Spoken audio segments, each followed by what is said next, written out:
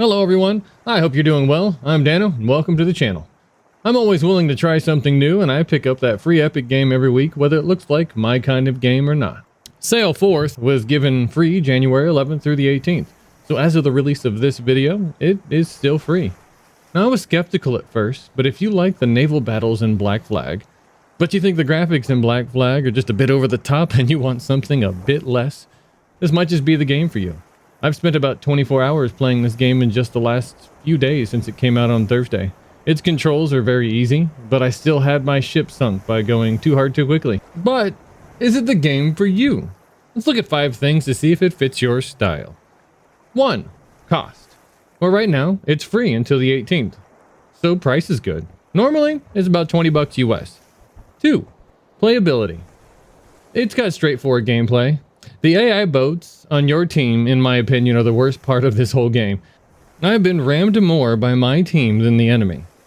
But no friendly damages in this game, so it's more just a really moment. But if you use them by kiting or dragging the enemy ships back towards them, they can take most of the damage and are actually pretty good at dishing out some damage themselves. Number 3, genre. The devs call it an adventure exploration game, and I have to agree, that's exactly what it is. Most of this game is unlocking new parts of the map, shooting pirate ships, getting more planks, and building bigger ships so you can shoot more pirate ships. Number 4, is it multiplayer or solo? It is solo play, and while I've been playing it a lot, and you can have 3 other AI boats in your fleet, the whole time I've been thinking, man, this would be way better if at least one other person so you could do some co-op would make this game just a little bit more fun. Number 5 is community.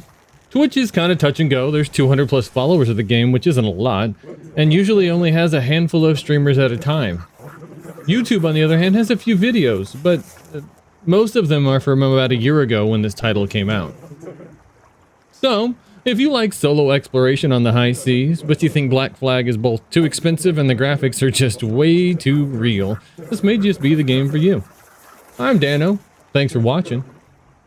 If you found this video helpful, hitting that like button really does help the channel, and subscribe if you want to see more content just like this one. This is Daniel, saying remember to repair your boat often and to keep on gaming.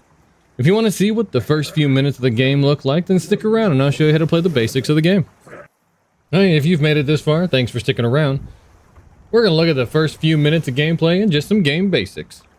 You start off in this tiny little boat, only big enough for one person, and it looks like you're passed out.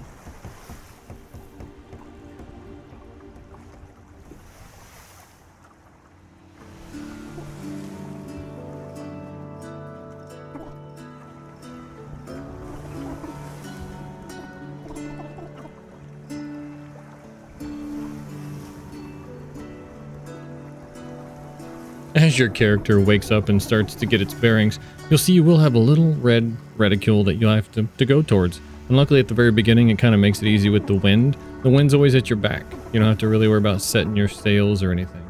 But to go forward, you just hit W on the keyboard. And if you hit it, if you tap it, it'll start rowing. If you tap it twice, it'll start going forward. With the sails, if you hold it, it'll open up all your sails until they're all the way open. And you don't have to hold it anymore. And then the bottom thing where the green bar is how you trim your sails. You trim your sails with Q and E. Q makes the black bar slide to the left, and E makes the bar slide to the right. And how would you use that is if the wind is coming from 180 degrees in front of you, you want it as far left as possible. It tightens the sails. If the wind's from behind you, you want it as far to the right as you can, or wherever the green spot is, because it's behind you. And as we sailed up to that reticule, you'll find that we found a little person. And as this person has a little bit of dialogue, we get to meet them.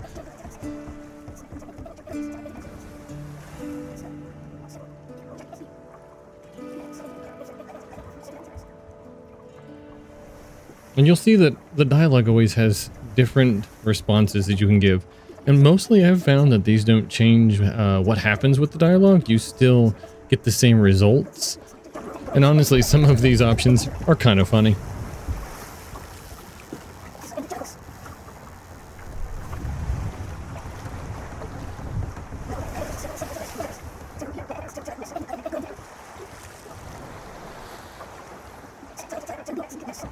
So this person is going to send us to another shipwreck over here. And as you can probably tell, the wind is changed already to the direction that we need to go. And we can head in that direction and pick up these planks. Now, planks in this game are everything. It's the currency. It's how you repair your ship. It's how you buy new parts. It's how you build new ships. It is everything in this game.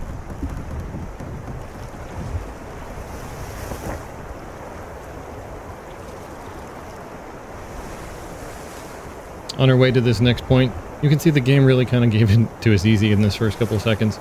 The wind is always just going to be behind you. You're just going to get to go exactly where you need to go. But as the game goes along, the wind will just randomly change direction. You'll have to trim your sails, or may even have to just start rowing if you want to go directly into the wind.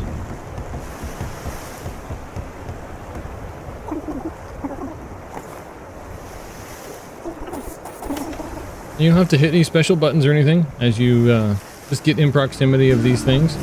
You'll just pick them up.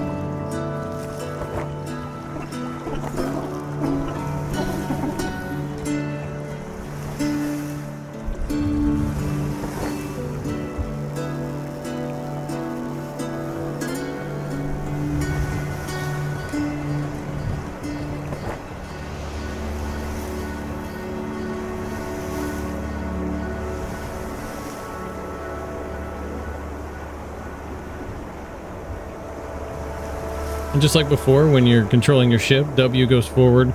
If you hit S, it will slow down one step at a time. If you just tap it, if you hold it, it will slow all the way down and start reversing with oars. A turns the rudder left, and D turns the rudder right. Controls are pretty simple.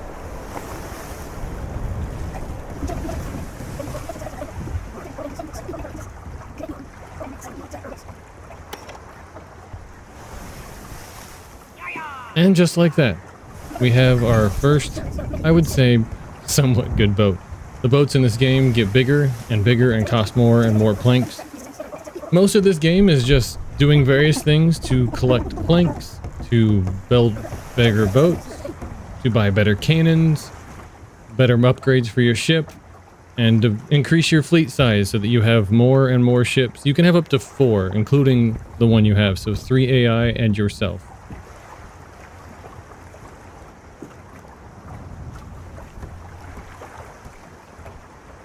And you can name each of your ships here. I just went kind of corny with a sea shanty song with Belly of Tea.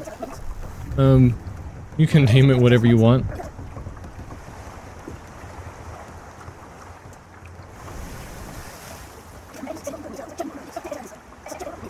And here your little first mate Goose is telling you that sailing without cannonry is a death wish.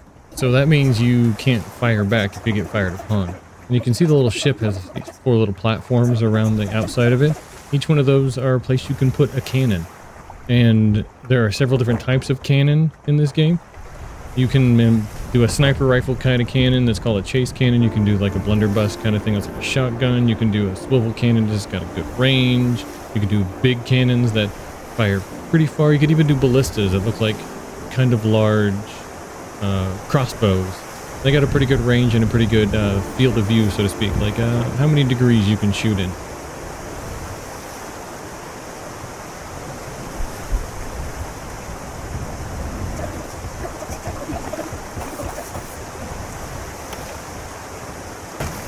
As we pick up this crate, we get our first cannon. And the cannons have different ratings on them, all the way up to like a gold-plated one. This was like a second-rate one, so it doesn't do as much damage, doesn't have as good as range. But it's a cannon, and it will fire. So it's going to show you how to do your first fire on this wooden crate. These wooden crates are scattered all around the map. You can find them on land. Sometimes they drop from boats. Inside these crates range from anything from just planks, to more cannons, to fragments of maps. These map parts are how you unlock new islands in the game on the big map. And that's the exploration part of this game.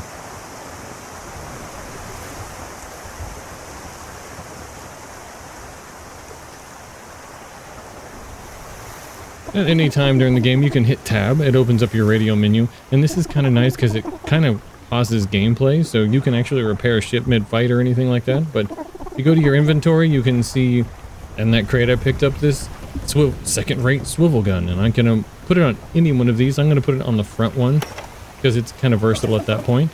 And then at any point, while you're in your ship and not in a menu, you can hold shift, and holding shift brings up your field of range for your cannons. So right there I was holding shift and the reticule turned red. I took a shot, I broke the crate, and I picked up a map fragment.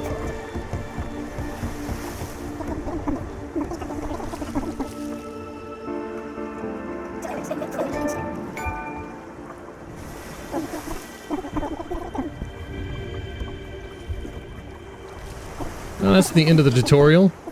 So without giving away too much, because there is an expansive map in this game and there's lots of boats you can unlock.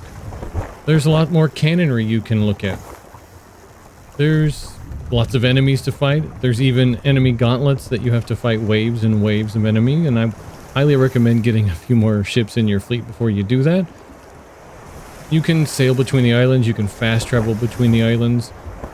This game is really big. You can sink hours and hours and hours into it, but it's kind of repetitive. You are doing the same things over and over again. You're fighting boats, you're shooting crates, you're building better ships, you're fighting boats, you're building crates, you're building bigger ships. There's a few other things you can do in this game. You can take pictures. Pictures give you new icons to put on your sails. You can fish when you finally unlock the fishing pole, and fish gives you new pigments you can paint your boat and your sail with. There is also a tech tree that you need to get science points. You'll unlock those later. And the tech tree is how you unlock better cannons, some armor, some better sails, stuff like that for your ships. Now the map, at any point, you can open up and you can click on any of the islands you're not at and fast travel to them. It makes it a lot easier if you don't want to sail all the way across the map, but you can also choose to sail all the way across the map.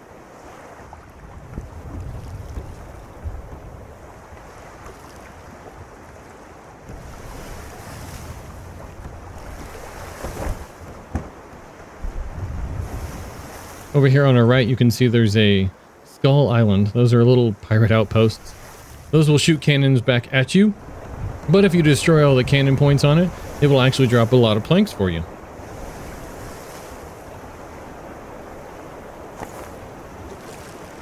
And the oysters, if you shoot those, I didn't catch it in time, they'll drop a pearl. You can sell those for planks.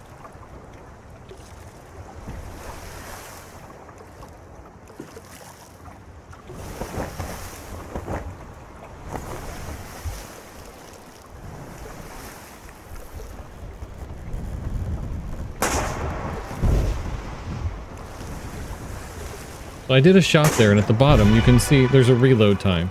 So I waited for it to reload, I shot it again because I missed it the first time, and I got a map fragment.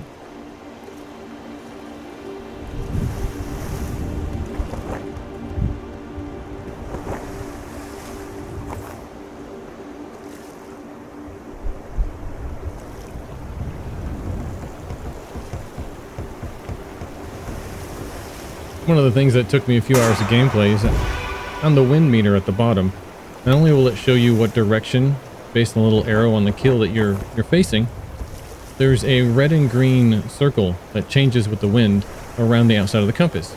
And the green is like optimal for whatever ship you're in. Different ships have different green ranges because different ships are better in different wind.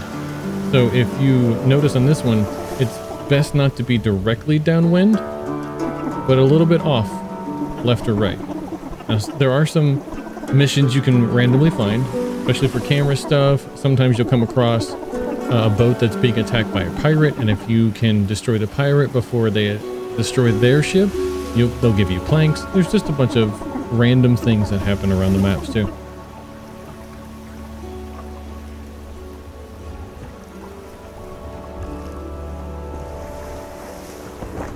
In this case, they wanted me to take a picture of them. I don't have the camera yet. I haven't unlocked it yet. Alright, so a few hours later in the game, with some better boats and a full fleet, I'm going to show you real quick what it looks like to fight a pirate ship. So as you get to your field of view with your cannons, you can see the reticule turns red, and that reticule will actually move depending on if the boat is moving. So it'll help you like fire ahead of it if it's moving. You can see it starts moving ahead as it starts moving forward. Combat in this game is only complicated really by your shipmates. As you can see right now, one of my shipmates, the AI, is just turning into the ship. And if that had been me, it would have just turned into it. So that's just some quick basics of the game. If you want to see any more about this game, you can always put down in the comments and request it. I'd be happy to make another video. If you'd like to see more content about the free games Epic puts out, you might as well hit that bell and subscribe, and I'll keep putting videos out like this. Sure appreciate it. I hope everybody has a great day.